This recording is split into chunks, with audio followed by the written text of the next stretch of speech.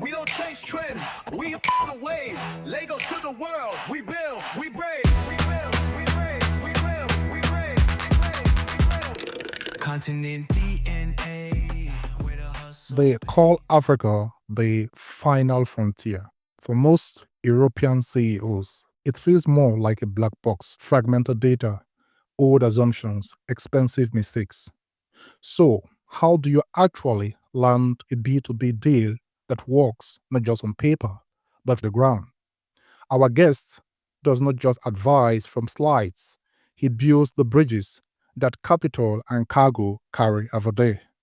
John Kourkoutas, welcome to Continent DNA. So much for the invitation and for having me. You're welcome. A lot of European CEOs still treat Africa like a black box. If you had to warn a board member against entering one market today and back another one as a quiet opportunity, which would that be and why? So, yeah, talking about Africa being considered as a black box, and when we say black, actually, we're talking about the black boxes of airplanes, which are yellow, I think, or orange. And it means that you only get pretty much an input and output without understanding the operation that happens in between. So, this is what we are trying to educate companies worldwide, that things in Africa happen in certain ways. In some cases, they're similar to Europe or United States. Some others are much, much different. So there's no way that a company can succeed in Africa when it only wants to give input and get output. They need to feel the ground, to be in the markets, to understand the dynamics. Uh, as I usually say, Africa is not a country, is a continent, the same way that Ireland is different than Bulgaria and Russia and Portugal. Same thing in Africa, and even more because you find many countries that you have hundreds of languages and hundreds of tribes. So we are in a position after all these years to be able to group certain regions of Africa, usually within the same countries or even some sub-regions, but definitely a board member or a CEO that wants to expand his company's operations in Africa needs to understand that they need to spend time on the ground. Otherwise, it's a recipe to disaster. It's only burning money. So if they want to actually succeed in Africa, they either have to spend their own resources and time on the ground, otherwise trust someone after selecting carefully. Which market will you recommend? Just one? And which one will you recommend against? I mean, this is a tough question because there's no black or white and off the shelf kind of recipes in expanding internationally, not only in Africa, but worldwide. So I would say that depending on the sector, depending on the size of the company, depending on the plan of the company, the answer can be much, much different. But if I have to narrow it down, uh, I mean, the three key regions, the key hubs of sub-Saharan Africa are, of course, Nigeria in West Africa, Kenya in East Africa, and South Africa in Southern Africa. But if we have again to narrow it down even further among these three, I would say that if someone wants to do really, really well, but of course it's much, much tougher than every other market, it would be Nigeria. Because we're talking about a giant, we're talking about countless opportunities. As I usually say, if there are 10 companies in a sector in Nigeria and you go and build another 10, there will be room for another 10 and another 10. But again, Nigeria is one of the toughest markets to enter, especially if you haven't done any business in Africa. Now, if I had to exclude a country, it would be obviously a country that has a warfare that cannot sustain trade, cannot sustain market entry, like certain parts of Sudan or Libya or Somalia. But again, and don't get me wrong, I know companies and we've worked with companies that do well in these countries because when there is a threat, there is opportunity. So in Somalia, in Sudan, and in Libya, I know companies that even during the turbulence, they did well because they understood and they seized the opportunity. What makes it difficult to do business in Nigeria? All right, so you have some factors that you can find, everywhere in Africa, like fragmented markets, logistics that are also fragmented and not very clear. You have bureaucracy, you have, of course, corruption. But Nigeria being more difficult is that people are more developed than other countries. That means that they already have opinion about services, about products, about procedures. So it's not like you are going to a green field like other countries that they've never really experienced certain services, and it's much easier to implement and introduce. In Nigeria, it's difficult to show them something that they haven't seen. So it's like entering and developing, but at the same time develop market. And all of it, if you combine it together, it makes it trickier. But as I told you, the reward is bigger. Now, you said also something very important, and most times when I talk to investors in Germany, in Europe about Nigeria, Africa in general, there is always one topic that comes up: corruption and compliance. I think that is elephant in the room. And how do you advise clients to deal with such situations? I'm a very direct person, so I don't consider any topic as an elephant in the room. So I am addressing it very directly. First of all, corruption is everywhere. Corruption is in Europe, is in Asia, in Middle East. And believe it or not, in certain countries in Europe, I've experienced higher corruption, bigger corruption than in Africa. Number two, corruption in Africa is much easier to understand, to identify, and to handle. Because in Africa, the good and the bad thing at the same time is that you find corruption from the low level to the mid level up to the high level. Usually in Europe, you find it from mid to high. That means that, first of all, if you start doing business in Africa, you get trained when it doesn't cost a lot how to maneuver through cases of corruption. Of course, we advise our clients to avoid any kind of corruption. But if there are cases that they face it, definitely they need to advise their local partners because they are locals, they understand the dynamics, they understand the body language, and they know how to overcome and solve it. Of course, the final advice is that corruption has, as we say, short legs, meaning that it doesn't take you far. You can get a couple of projects, you can get a couple of exports, a couple of containers, but if your quality is not good, if your pricing is not good, if your customer care, your after sales, and everything is not proper, definitely it won't last. So we advise that going the corruption way is a quick win, but doesn't take you far, of course. And when you face it, because sooner or later you're going to face it, you need to know how to manage it, especially with the assistance and the guidance of your local partners. This is paramount. When you want to avoid corruption, definitely you're going to lose some opportunities, but it does worth the trouble because, as I told you, corruption is not going to take you far. So my advice would be to say no to corruption, of course. And if there is a case of corruption, they need to find a way in the middle. So they can talk to the other side.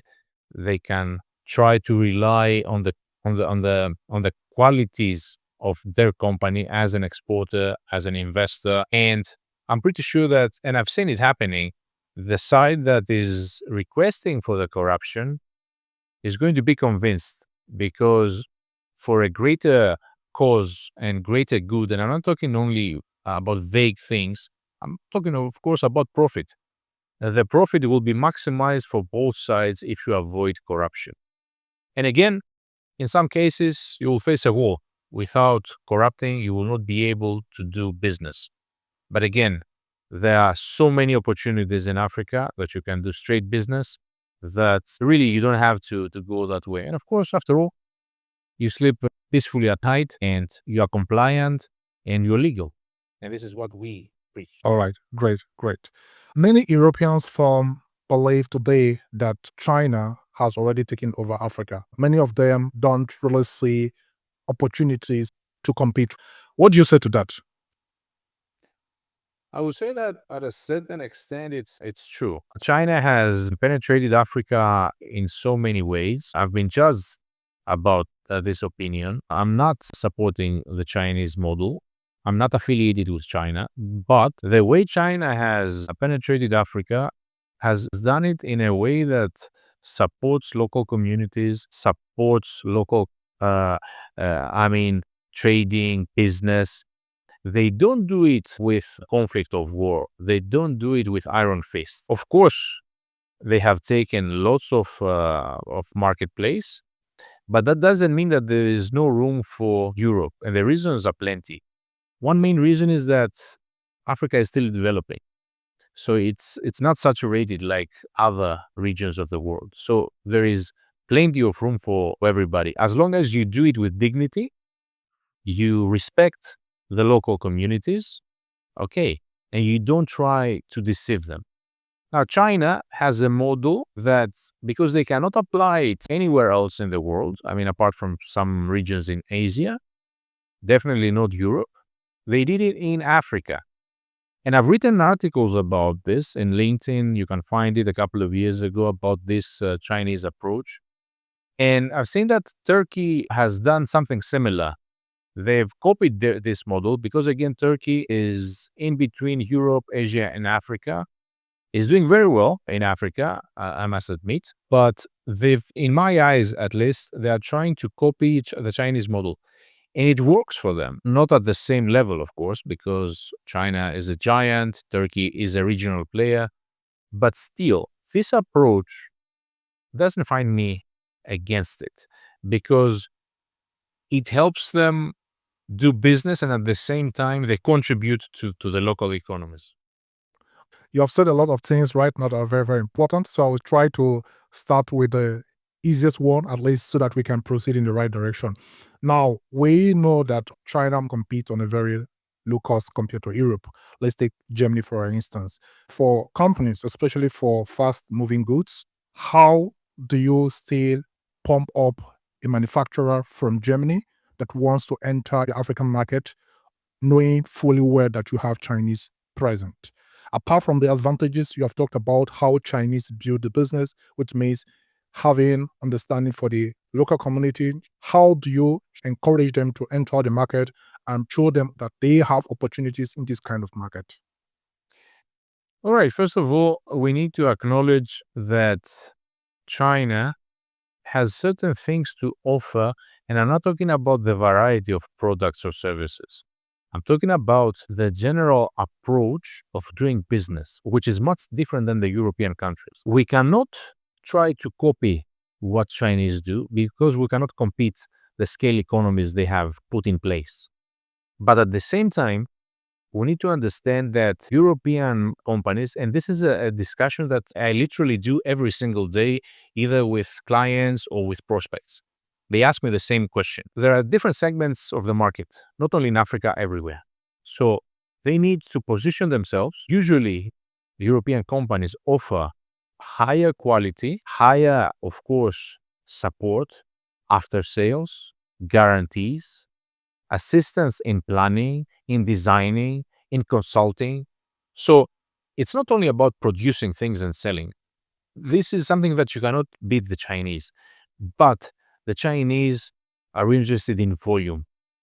And when I say in volume, sometimes with quality, sometimes with low quality, as they say, the Chinese can build from like a nail up to a rocket space. But when they build a rocket space, it will cost a lot. It will cost less than a European rocket space, but they will not be there to support the client, the customer in Africa.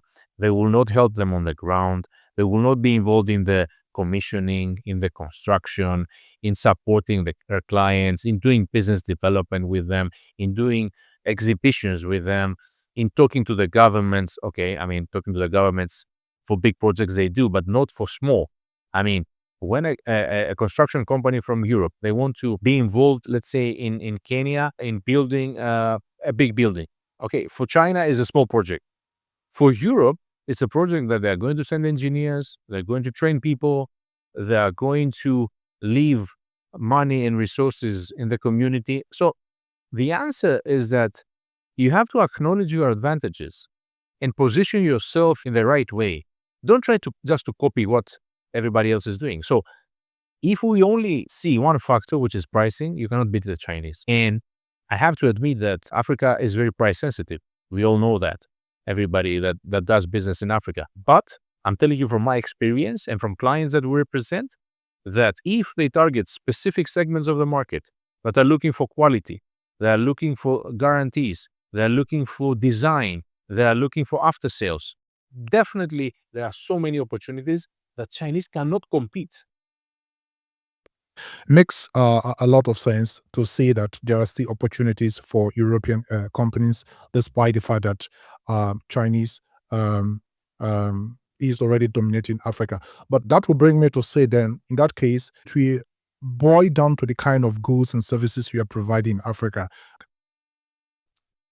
All right. First of all, let me say that the best way and the ultimate goal for each exporter of services or products in Africa, especially products from Europe to Africa, is to set up something locally, because that will allow you for much, much lower prices, for better control of the market, better control of the logistics and the whole supply chain. So if someone, of course, they want to start, they start trying to get some business. The thing that they need to have in mind is that if they try to sell something that either is not known in Africa or they cannot compete for pricing reasons, logistics reasons, quality reasons, definitely is a no. But I will just tell you the small funny story that we say in international development, that it's an imaginary company from Europe and the owner sends two salesmen, one in one region of Africa, the other one to another. They both come back and they report to the CEO and they say they're selling shoes. One of them says, "Boss, nobody is wearing shoes. So we have a green field, lots of opportunities." And the other one says, "Boss, nobody's wearing shoes. They don't know shoes. We will never sell shoes." So where is the truth? It's somewhere in the middle. It's the way you see it. If you look at positively, you can find a way. If you are negative, you better stay in your home country. You have said several times that expansion is not a side project. And if the return on investment does not occur within the next 24 months, what do you tell your clients? First of all, I say to all my clients that Africa is at a much slower pace than every other region in the world. Why is that? Why is that? Because it's the mentality. The fact is that everything happens slower. So you need to be patient. 24 months sometimes is nothing, depending on the project, depending on the case. So you need to spend time on the ground. You need to be patient, to do the right moves. Don't push things to happen. Sometimes you need to take a step back. And I tell them that you can see results in 2 months. You can see results in 2 years or 5 years or even never. It's a multi-factor thing. It's not only about Africa. Mainly it's about you. Mainly it's about the company. If they're not prepared properly, if they're not managing things properly, they will never see results, not only in Africa, anywhere. So when they expect to do business via emails, via Teams or Zoom, this is a recipe for failure. So if, first and foremost, they don't have the proper managing of the operation, Africa will not reward them. If they are good at what they are doing, then there are factors in Africa that will play a role. So you are recommending that for clients that want to penetrate the market, presence, physical presence is very, very important. And based on what I understood, it is also difficult to place a timeline in which one can say by this time you will get your return on investments. It has to do with so many factors, the sector, the dynamics, the budget, the investment, the region in Africa, your local representatives. There are so many things that can change the timeline. But definitely things are slower than Europe. This Okay. I can say with, for sure. I get that. I'm trying to look from the perspective of an executive that wants to tell his or her board that she wants to enter the African market. Generally, they need a kind of a timeline to say, okay, this investment will manifest at this point in time. How do you advise client to enter the market? Actually, it's quite simple. Timeline is a secondary factor that, of course, can be calculated more or less. The most important factor is to see what options do they have. From one hand, they have the Western markets that they are completely saturated, that they are decreasing in numbers of population, of purchasing power, average age, of everything. And then you have Africa, where the indexes are booming. Everything shows that it's a less saturated market.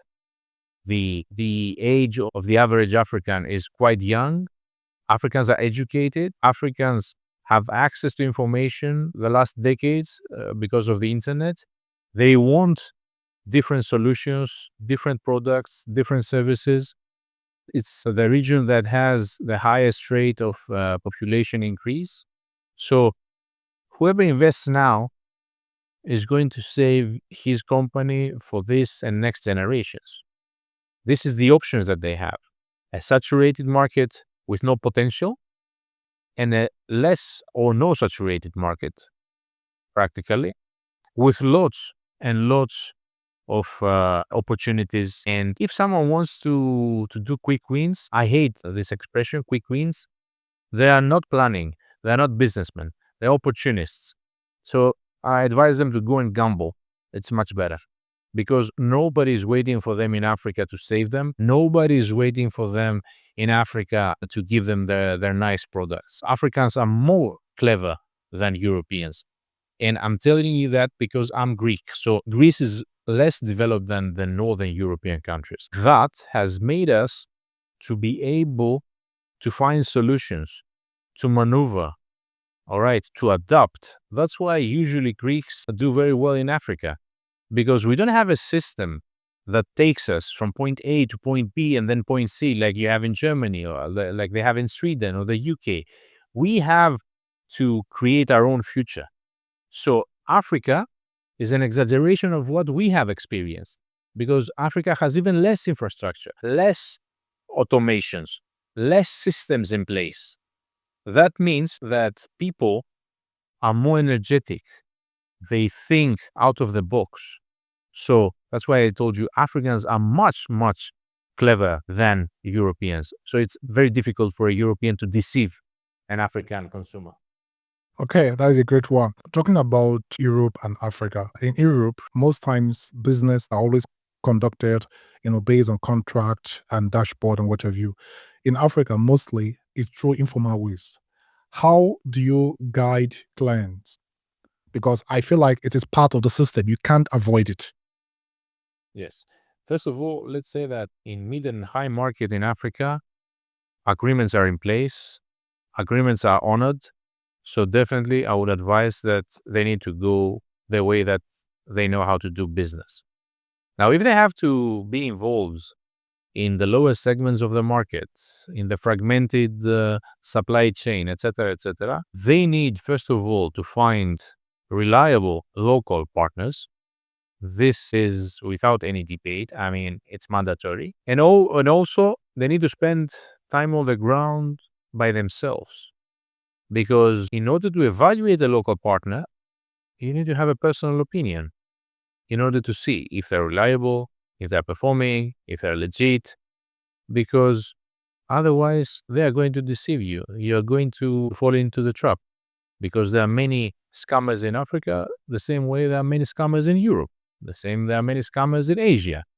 So the only way to qualify who is a reliable partner, you need to spend time on the ground. You cannot avoid that. So it's a combination of a local partner, a proper local partner, and spending time on the ground to see with your own eyes. Now you talked about local partners.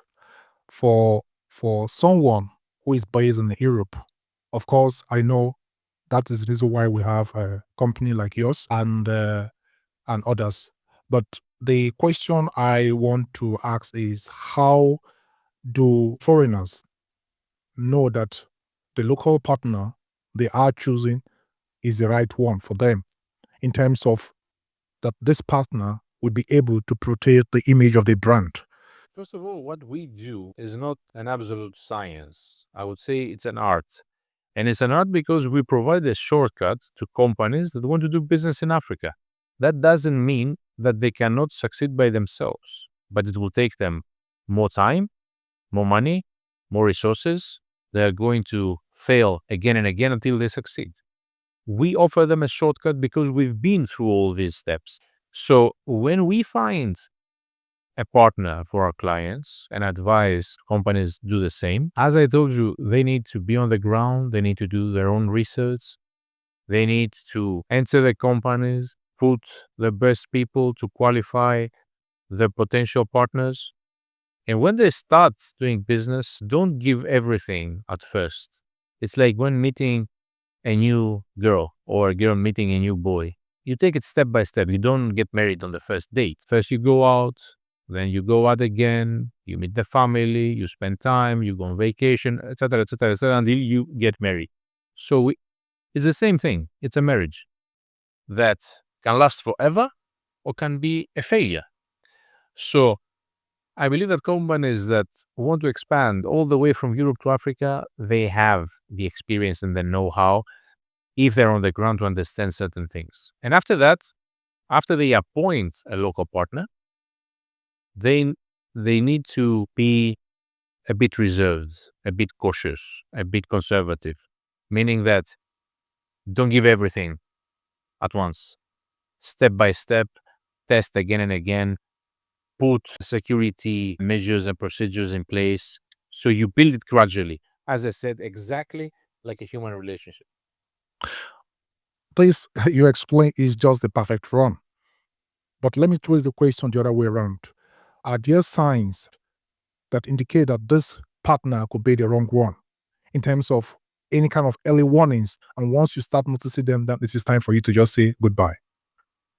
This is where experience takes place and it can save you from lots of trouble. I would say that a couple of things are if you see or if you feel that the local partner promises much more than you believe they can deliver, or through your local research, you see gray spots about this company.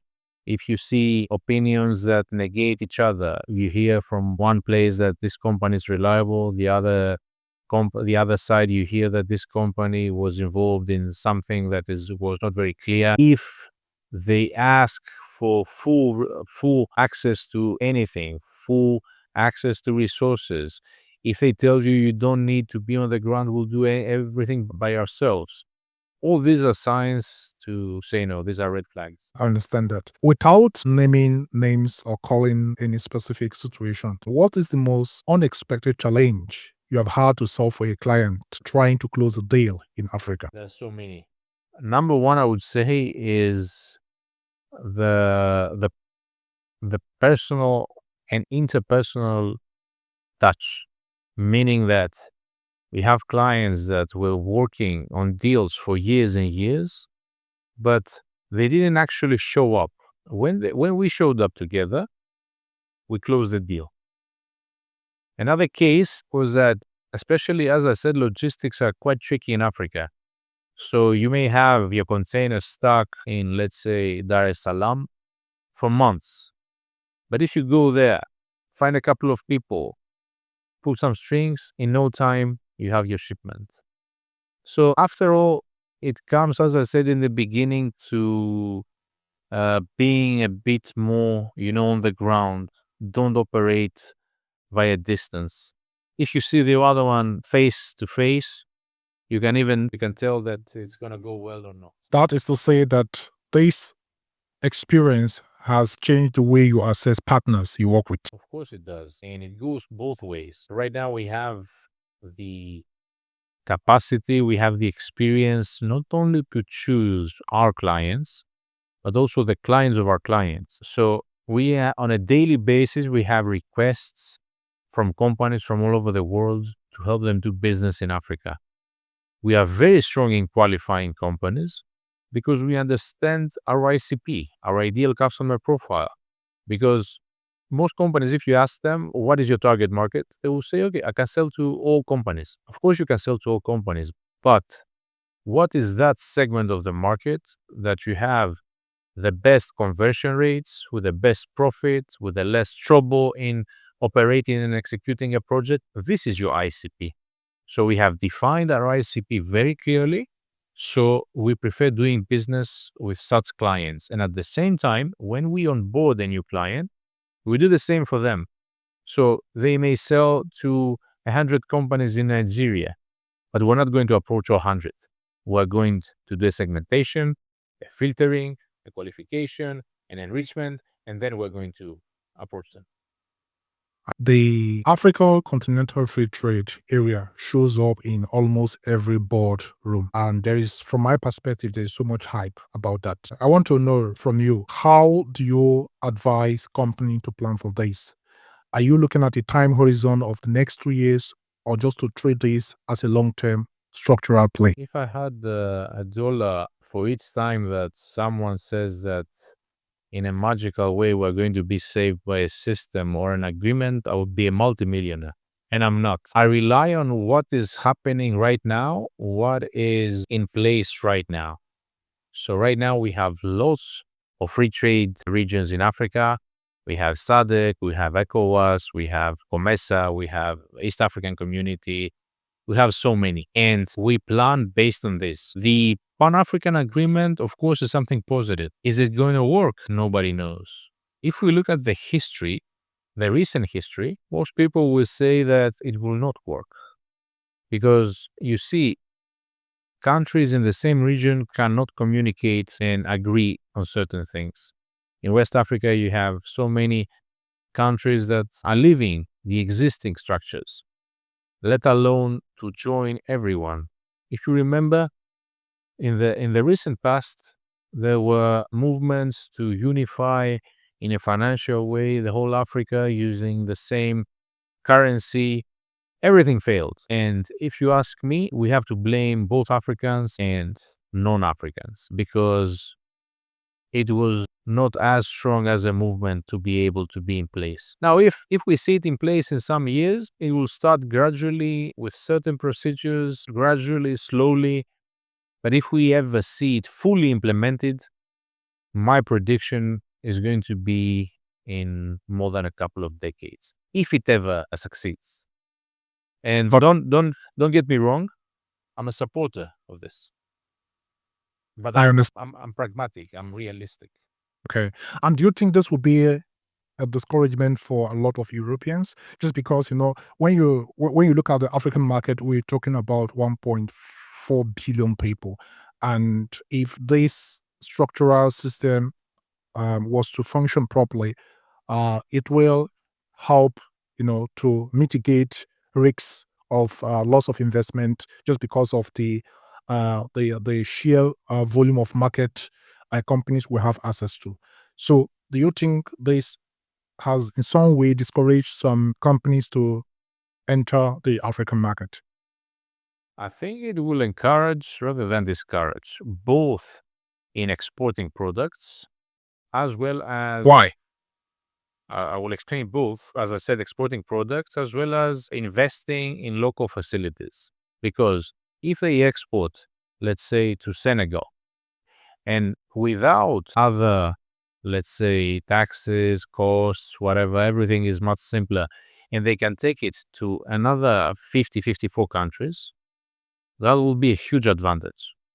And at the same time, if they want to avoid even the taxes of exporting and importing to Africa, they can set up something locally, and then they can distribute to 1.5 billion people now and maybe 2 billion in some decades. So I see it as an opportunity rather than a disadvantage or a discouragement. The question I still want to understand is, there's always this talk about solutions from Europe to Africa. Now I want to twist it. Since you operate much from the ground, is there anything you think Europeans too can profit from Africa in terms of how problems are solved. 100%. If you see the numbers, the ideas, the tech companies, the startups in Africa that are applying these product services worldwide, it's amazing. Every year it's booming. Because as I told you, it's cheaper to create things in Africa. So if you have the right tools, the right team, and of course the idea, then definitely you can do it. We've seen it happening, of course, in services, but also in products. There are so many products that Africa exports. And of course, there's lots and lots of way to go. But this has to do usually with the quality standards that Europe sets. And these standards are not always very reasonable, but they exist. So if a company from Africa wants to export a product to Europe, they need to meet certain standards. But there are plenty of products, plenty of services, technology, ideas in Africa that can and are applied worldwide already. The biggest example that everyone can relate is M-Pesa in Kenya. Okay. It started from there because the need in Africa for such a solution for mobile payments was very important. And now you see it happening in Europe. Of course, the banking system, the financial system is different, so it cannot work the same way. But you see similar ideas implemented. This is something that definitely started from Africa, and it's huge. It's very, very interesting to hear that there is also a lot of viable solutions coming out from the continent. John, thank you very much for your time. It has been a pleasure talking to you, and hopefully we can have the opportunity again to talk in the future. I'll be looking forward to that. Thank you very much for your I time. appreciate it. Thank you for the We don't invitation. chase Thank you. trends. We on the wave. Lagos to the world. We build. We brave. We build. We brave. We build. We brave. We brave. We brave. Continent